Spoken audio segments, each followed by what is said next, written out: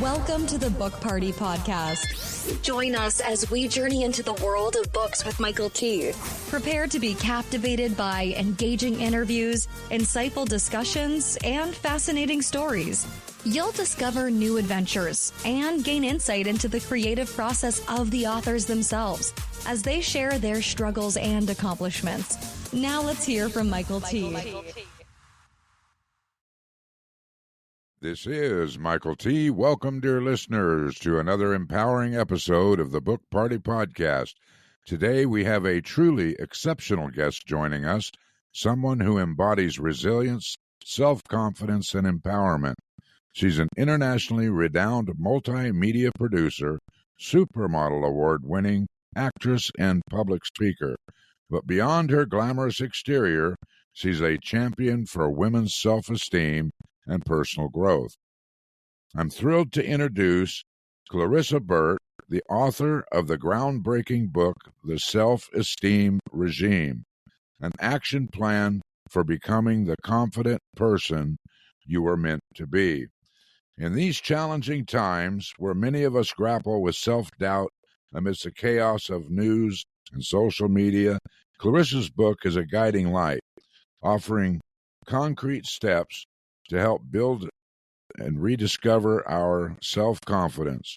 In a world where women of all ages and backgrounds often struggle with low self-esteem, Clarissa Burt's work is nothing short of revolutionary. Her book is not just another self-help guide, it's a transformative journey towards self-awareness, poise, and assurance. With a unique blend of knowledge, attitude, and humor, Clarissa has crafted a program that empowers women to embrace their worthiness and turn their mistakes into valuable learning experiences. Today, we'll delve into the self-esteem regime, exploring the case studies, affirmations, and exercises that can help women forge a path to higher self-esteem and overall wellness, whether it's in relationships, family, friendships, or careers. Clarissa Burt's wisdom will inspire you to manifest self-confidence in every aspect of your life. So, if you're ready to embark on a journey of self-discovery, if you're seeking the tools to rise above self-doubt and uncertainty, stay tuned because this episode will be a game changer. Ladies and gentlemen, welcome Clarissa Burt to the Book Party Podcast. Clarissa, it's an absolute pleasure to have you with us. Thank you for joining us today. So why don't you take it from here and let's get the party fill started. in the blanks, fill in the blanks a bit, and tell our listeners about yourself. Well, Michael, I'm first of all, thanks again for the time on your show. A little bit about myself, just a regular gal out of Philadelphia, Pennsylvania. Row home, simple people, but I just had really big dreams back in the day. One of those dreams for me was doing what we do now, was being on media, being on the stage in front of a microphone. So around, kindergarten, I became Mary Poppins in the kindergarten play. And after I sang Supercalifragilisticexpialidocious and got my first standing ovation, I was hooked, Michael. I was hooked. And so I basically have been in some way, shape, or form ever since then on a stage, and did a lot of work in Italy. So I worked in Italy for 30 years. I modeled for many years, as you said in the bio. And then after that, I started on producing television as well. So not only, modeling on stage, but then, I was on camera talent for Italian television. And then I started to produce my own shows as well. So I just absolutely love the medium. It's what I was meant to do. But one of the things that I always have encountered, or frequently have encountered in my life, was, women that I felt, especially women. And by the way, my book cover is blue. When I first got it from the publisher in New York City, it was pink. And the only change I asked was that they make it blue so that men would pick it up as well. And I've gotten some great feedback from men after having read the book. But, one of the things that I always found was a little bit challenging for me was that I had a perception of these women, my mother, my grandmother, the women that I worked with, the girls I went to high school with, wherever it was, I had a perception of them, and many of them had a completely different perception of themselves. Example, my mother's a beautiful woman, beautiful. Hated to have her picture taken, Michael. Oh my God, don't take I come out horrible in pictures. And she was always very worried about being overweight. She didn't need to lose an ounce. My grandmother. I need to lose weight. She didn't need to lose an ounce either, but she took 2 diet pills one day. It choked on them, perforated her esophagus, and wound up 6 weeks in the hospital. Found girls through high school, whether it was drugs or alcohol or toxic relationships, or, there was some bulimia and anorexia that I encountered along the way with other gals. Modeling, some of the most beautiful girls in the world. I mean, I'm talking the 1%, the real supermodels back when I was working, and countered them, worked with them. We were all in the same runways, and the same photo shoots and whatever else. And again, I could see that, God, I had such a fabulous perception of them. And many of them, not all, but many of them had quite different perceptions of themselves. And of course, it was all, the connection between all the women that I'm talking about was that, the lack of happy, healthy self-esteem. So I knew that some way, shape, or form, I was going to write this book. I had the opportunity to do that again with Gary Krebs, who's a friend of mine. And we just, I dumped everything on him and he pulled it all together for me. And then Roman and Littlefield in New York City picked it up during COVID, Michael. This book was pulled together in 2020 as we were all being locked down. And then it published in 2021. I'm very proud of the work. It is a Plury Award-winning international bestseller at this point and has been in Barnes & Noble for the last year and 10 months. So all of that, not to say, look at how great my book is, all of that to say we are still always looking for a path, the way, support, assistance, help, the why. And we will find that, many of us find that in the personal development section at bookstores or online. We can find lots of info too. When we were kids, Michael, there were 3 bookstores. It was Walden Books, Border Books, and Barnes & Noble. And in the very, very back, there was a little teeny section with about 40, 50 books, and it was called Self-Help. And that's where I went for solace. So it's a grand thing when I walk into Barnes & Noble now, and I see rows upon rows upon rows upon rows of the personal development section that is now, $1 billion industry here in the States, and I can only imagine what it is globally.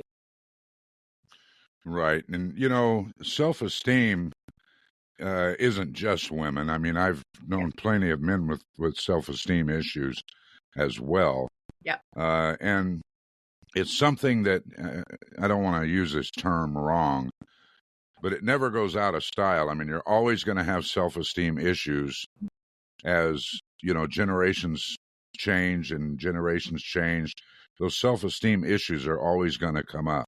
Yeah. And so it's not something that I don't like to use that word, go out of style. I mean, it's always going to be something in need. Let's put it that way. Well, to your point, people ask me, do you ever work on your self-esteem? Did you ever get look, you never take a test on self-esteem and get 100, Michael, that's for sure. Right. And as life does, it ebbs and it flows, and there are going to be different triggers along the way. And it is your sacred duty to make sure that you have the tools in the shed on any given time that you need when things happen, a breakup, you're fired, someone passes away, whatever it is that life will bring our way, and that are challenging for us or that can destabilize us. It's always good to have those tools, as I say, in the shed. I talk about standing really strong in your stead, much like a well-rooted tree. So when the hurricane comes through, you might lose a leaf or two, possibly even a branch, but you're not going to be uprooted with the storm and transported away, which is the most important thing I think about when we talk about self-esteem. We're in a constant state of evolution. And my goal with my book being, it's a manual, but it's also a mission and it's a movement for me, because I want to see all people everywhere living as esteemed beings. So that's why I wrote the book. Okay, well, on your publishing journey, did you self-publish or go the route of finding an agent and publish, or do something somewhat in between, like a hybrid publisher? How did you do your publishing route? So I was on stage and I was doing a speech, and this gentleman by the name of Gary Krebs, I think you can see it there on the book, came over to me and says, "I have to write your book." And I already knew Gary. We were going to this one networking event, and we had run into each other quite a few times. Great guy out of lives in Connecticut.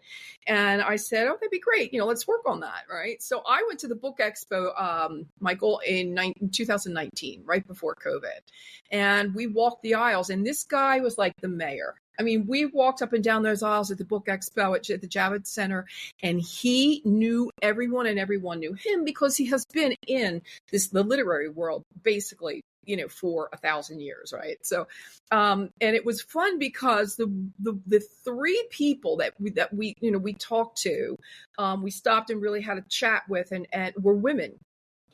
Publishers. And well, let's just fast forward and say I was thrilled, as I said before, to be picked up by Rowman and Littlefield in New York City. They are a global concern, so they're really big. Which is why now my book is in Barnes and Noble, because they're a powerful entity. So that is really how it went. I did a keynote speech. Somebody heard it. He was a literary agent, said, "I want to write your book." I went to meet with him at the book expo, met with some of the publishers. We got great feedback, and we knew we were onto something. And this all happened, Michael, right after the Me Too movement. So that kind of dovetailed, if you will, a little bit into self-esteem. And we were just really well teed up at that point. Okay. I don't even know what happened to this Me Too movement. I mean, for some reason you don't hear about it anymore. Well, because you heard, because I think that the Me Too movement, was one of the things that brought a lot of things to the fore, and definitely it brought out the Weinstein thing, it brought out the Epstein thing, and then it kind of got, it went the way that it went. And but let's talk about making sure that we don't get ourselves in those predicaments by having our own happy, healthy self-esteem. Well, self-esteem crosses cultures, it crosses languages, it crosses everything. So it's not something that's stuck to one culture or one land. Right. So it's something that's necessary globally, like you say. Mm-hmm. So, which is a great benefit to us. Now, when you wrote this book, is there a point in writing it that you would consider that you had a worst author moment in writing this? I think it was a very interesting, the only little interesting moment, if you will, because Gary and I worked beautifully together. I mean, really, I knew exactly what the name of the book was going to be. I knew exactly how it was going to be. 12 chapters, each chapter beginning with a re word. I wanted it to be a hybrid between reading and doing. In other words, you're not going to read about self-esteem when you pick up this book. You're going to do the self-esteem.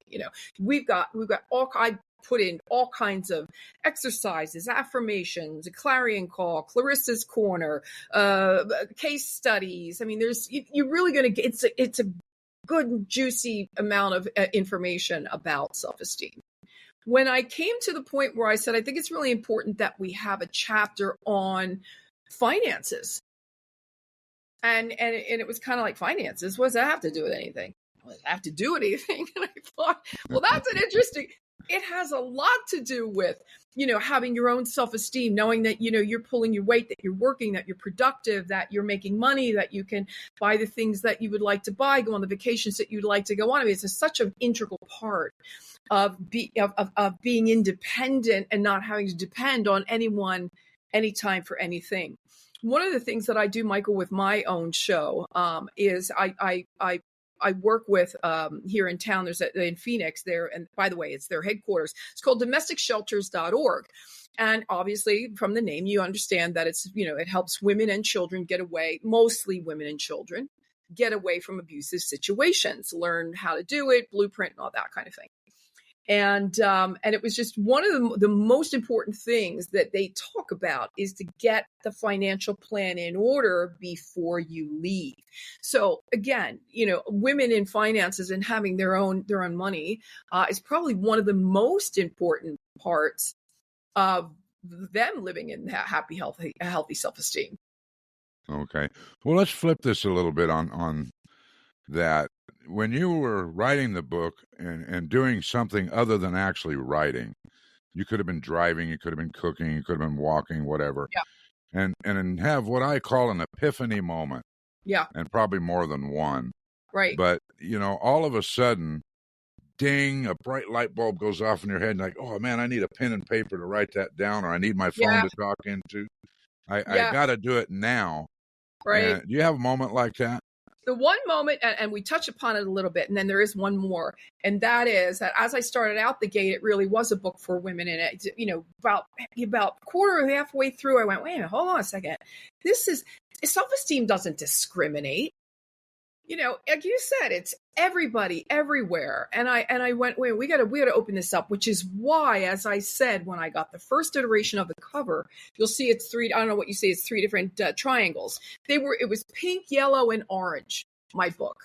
And by the way, Michael, it would have jumped off the shelves at Barnes & Noble. You really would have noticed it. Because, when you have a New York City publisher, you can't say squat about anything, right? It is what it is. And what I did is I said to Gary, who is also my literary agent, can we do one thing? Can you please ask them to make the cover blue, make it 3 iterations of blue so that guys will want to pick it up? Well, when I dropped the book in Italy, where I lived for 30 years and worked on television there, I will tell you that every event that I went to promote my book, it was the craziest thing, Michael. Half of the room were men. Half that room were men. Now, were they accompanying the women? Okay, whatever else. But when it came to question and answer at the end of that event, I cannot tell you how many men said to me, I'm so appreciative of the fact that you've included us. I can't imagine, doing this work. We've never been any, because remember, we're talking about Latin men in Italy, right? We've never really approached these subjects before, but we really, I can really tell that there's a need for this for us too. That was a great moment. The second moment was when I got in, started to do all the interviews after the book was out, coming up with the CDC and some of the information coming out of the CDC about, the youth mental health crisis that we've got going on. And we're almost at like 49% of our kids that are of school age. And when I say that, I mean middle school, high school, and college that are either anxious, depressed, thinking about committing suicide, or have committed suicide. Michael, those are alarming numbers, to say the least. In April, our Attorney General by the name of Vivek Murthy came out and said, we have a youth mental health crisis. We really do. The Dove Self-Esteem Project, I've been following their work for 500 years. And they came out with this really great thing about, our kids on social media. Now, when I say our kids, Michael, I mean 8 years old, 9 years old, 10 years old, 11 years old. And all they're worried about, Michael, is being sexy. And all they're worried about is, how many likes they've gotten, how many follows they have, and they talk and they compare. So if a girl is getting a little bit less in the way of likes, she's not feeling as empowered. The filters that these kids are using, where it kind of embellishes them, a 7, 8, 9-year-old kid probably isn't wearing that much makeup, but these filters will put it on their face for them, right? So what that's teaching them is that who they are really, who they are on an everyday basis, how they look when they wake up in the morning, when they go to bed at night, isn't good enough. So Dove Self-Esteem did a couple of really cool things in April, which was National Women's Month. And that was all about hashtag no filter, hashtag turn your back. Turn your back to the filter and don't use them. Just be happy with who you are. Look, I get it. It's a hard go when you're trying to teach these kids that have these devices in their hands 24/7 that they need to turn off the filters, but we can try. Right. Well, technology has changed a lot of things. When we were kids, we didn't have all that technology from everywhere to influence us on these things. Yeah. Now the influence is there all around all the time. From so many different platforms, right? Because of technology, and that doesn't help. Anyway, yeah. Let's go to today. Yep. What is the one thing that you are the most fired up about or excited about right now today? The thing I'm really most excited about is that I think since the book came out a year and 10 months ago, I've done over 250 podcasts, which is really cool. And I'm working on, a couple of different things with other types of media as well. I'm going to be doing my own show around this subject. So my new title now is Shelf Mates. And it's all the titans, they're talking to all the titans in the personal development industry. Michael, when I walked into Barnes & Noble for the first time, and I don't know if you'll know any of these names, but some of them you may, on the shelf with my book, and again, a crowning moment for a first-time author, was Tabitha Brown, Brene Brown, who's in with Oprah's inner circle, Clarissa Burt, Dr. Deepak Chopra, and Dr. Joe Dispenza, all on the same shelf. So that was really a very, very happy moment. And when I'm talking to people about self-esteem, and by the way, one of the cool things is on this show, on these podcasts, so to answer your question, I'm starting a show about this very subject. But the really cool thing is that I've spoken to, kids, I've spoken to women, I've spoken to men, I've spoken to the elderly on different podcasts, Michael, because the elderly have their whole set and subset of things that they worry about with their self-esteem. I've spoken to people that are sick. Can you imagine a woman who's been told, you've got cancer? I'll bring one to mind. You've got cancer. You're going to have a mastectomy and, get ready to lose all your hair. It's devastating to someone's self-esteem. So again, when I say self-esteem goes really wide and very deep, and it is everyone. And when I say very deep, I'm talking about things like the imposter syndrome, emotional intelligence, generational trauma, the things that we bring with us. And one of the things that I offer up with my work is the toxic stops here. I'm going to do the work. I'm going to sweat it out. I'm going to muster the courage. I'll cry it out if I have to, but I am going to do everything that I possibly can do to be a better person tomorrow than I am today. Because again, as I said before, it's my sacred duty to be the best I can be for myself and definitely for those around me. Now, do I always hit the mark, Michael? No, because I'm human and I mess up too. But I know that with my value system, and that's another thing we talk about in self-esteem. People say, well, how do you get it? First thing you need is your life's blueprint, which is your value system. And I'll tell you what mine is. It's taking the high road. And taking the high road is honesty, integrity, gratitude, and honor. When I come to the table or I come to a meeting, or if I bring that blueprint with me. Now, sometimes, the honesty part, is like, does these jeans make my butt look big? I'm going to say, yeah. So I'm not always, the most popular person in the room, but I am the most honest. And I say it with aplomb and I say it with love and jest, but I absolutely, know that if you do bring those things to the table, you have that value system. This is something that will guide you along the way. And it's another huge part. It's a great starting point for starting to work on your self-esteem, because it can be a little gnarly, but hang in there because there's light at the end of that tunnel. Well, this is Michael T. I'd invite you to go to bookpartypodcast.com, hit that subscribe tab on top, scroll down to the icon of your choice, such as Apple Podcasts, Spotify, Amazon Music, iHeartRadio, or Odyssey, where you can download and follow us there. Please leave a review. Don't forget to sign up for our weekly video newsletter to get the latest information on our upcoming shows. Now, we're going to enter the lightning round. This one's a little bit different.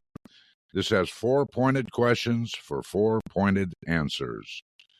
So, when you started writing or became an author, before that, what kept you from becoming an author in the first place?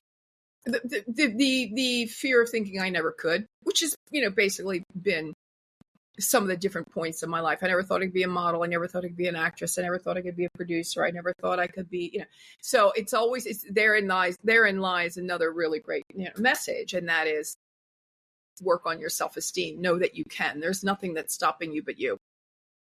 That is correct. Nothing's stopping you but you. Once you started writing, what was the best advice you had ever received? Just be authentic. Write from the heart.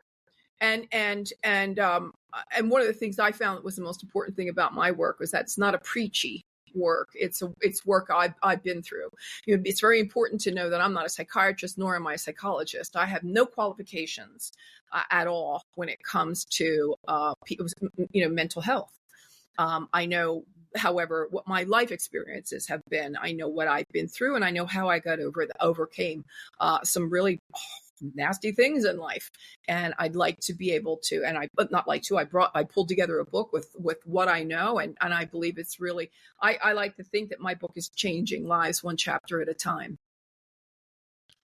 Why don't you share with our listeners one of your habits that contributes to your success? Go to bed early, get up early, making sure that I'm, let's call them the 4 pillars. So it's look good, feel good, be good, and greater good. Okay, so not only do I have the 4 on the value system, but there are 4 pillars that keep erect the happy, healthy self-esteem. So looking good. I'm a 64-year-old woman, and I like to think that, I'm still 20, but I'm not. So I make sure that, I exercise, I eat right, I get a proper amount of water, I get a proper amount of sleep, and do all the things that I know how to do to keep myself and this body as healthy as I possibly can. So that's very important. Feeling good, diet, exercise, nutrition, being good. That's everything else that I'm working on in life. Finances, leadership, relationship, my business, many other things that we encounter along the way. And then the greater good is giving back, Michael, tithing, paying it forward, paying back, giving back. Those are things that I do on a daily basis. And it could be something just as small as a smile, a compliment, holding a door open for someone, saying good morning, silly things. It doesn't have to be broad stroke, some of the most important things you're ever going to leave with somebody, again, is a smile or a compliment, because you never know what everybody else is going through either. When I compliment somebody at the supermarket, I just love your top. And you get, oh, thank you. She feels good. I feel good. Next, it's sometimes it's just the little things in life that, those little kind. I think we're lacking, Michael, in kindness. You and I remember when manners were a thing, and we would stand up for a pregnant woman on public transportation or allow the elderly our seat, right? I think that we've gotten way too far out of alignment. And we need to reel it back in. Okay, you're correct. Can you share an internet resource that you use when you write? Quillbot. Say again. Quillbot, Quillbot, and what it does is it's a rephraser. So if I take a paragraph and I copy and paste it and put it on one side, I click rephrase, and it rephrases it for me in another way that I may not have thought of. And it can do that in many different styles: formal, simple, casual.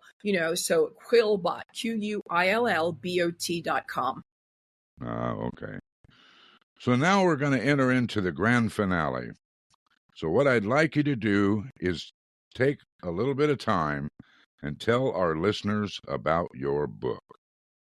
Book is it's an action plan for becoming the confident person you're meant to be. I touched on it before. You start with the 12 chapters, beginning with release. Michael, what have you got going on in your life that's not working for you anymore? You thought was etched in stone, and it's not. And you got to work on the things that maybe you're bringing forward from the generational trauma that I had spoken to about before, or the things that we've been taught along the way. I call in our educational institutions. I call in even our faith at times. There are things that people find to be a little head scratching, depending on what you believe and what you decide to believe in. There are things that people question. So what is it that, as you're moving forward in your path and as you want to be a better person tomorrow than you are today, what is it that you need to let go of? So that is a really important part of the book. It's one of the hardest chapters. The next one is rebuild. So we start from maybe ground zero, maybe a little bit more than ground zero, but we start to rebuild. How do we envision our life? Where do we want to be? How do we want to be? Who do we want to be surrounding ourselves with? Which is another one of the most important things you will ever do, is the tribe, that the support system and the tribe that you create around you, because we couldn't choose the other tribe. The familiar tribe is something we were born into. We can choose who we want to associate with as we move forward. And our associations are going to be some of the most important things that we are ever going to create in our lives. So that's really important as well. The third chapter is responsibility. Start working on the responsibilities. Where are you taking responsibility in your life, and where are you shirking responsibility in your life? For me, I always procrastinate around anything that's accounting, finances, contracts, lawyers. Oh, I can't stand it. It's just because I'm right-brained, Michael. I'm right-brained, definitely 100% right-brained. I'd like to think I'm whole-brained, but I know that left side of me it's just not keeping up. So, the book will walk you through. If you walk through the process, I take you from where you are to where you want to be. And the last chapter is reciprocal. A lot of times we're either really good about giving and never receiving, or vice versa. We're really good about receiving, but we don't know how to give. And so there has to be, a happy medium there. Hopefully it's a 50-50 in most of your relationships. And one of the things I like to leave everybody with is, I am enough. You are enough. We're all enough. Everything is whole. I am enough. Well, I looked up the definition of enough, Michael, and it is only as much as is required. So just by definition, the word enough is not enough. Because I don't know about you, Michael, but I know about me, and I am so much more than enough. That is the new mantra, and that's what I'd like to leave your listeners with. I am so much more than enough. And if you write that down on a little sticky note, or you put that on your screen, saver, and you look at that, read that, and really get that impregnated into your subconscious, let's talk in 30 days and see where you're at. I guarantee you're going to be in a better place than you are right now. Well, Clarissa, we thank you so much for being here with us today and opening up to us. And, I'm sure our listeners appreciate it too. Again, this is Michael T. To our listeners, I would invite you to go to bookpartypodcast.com, hit that subscribe tab on top, scroll down to the icon of your choice, where you can find us on one of your favorite platforms such as Apple Podcasts, Spotify, Amazon Music, iHeartRadio, or Odyssey. You can download and follow us there. Please leave a review. Don't forget to sign up for our weekly video newsletter and get the information on our upcoming shows.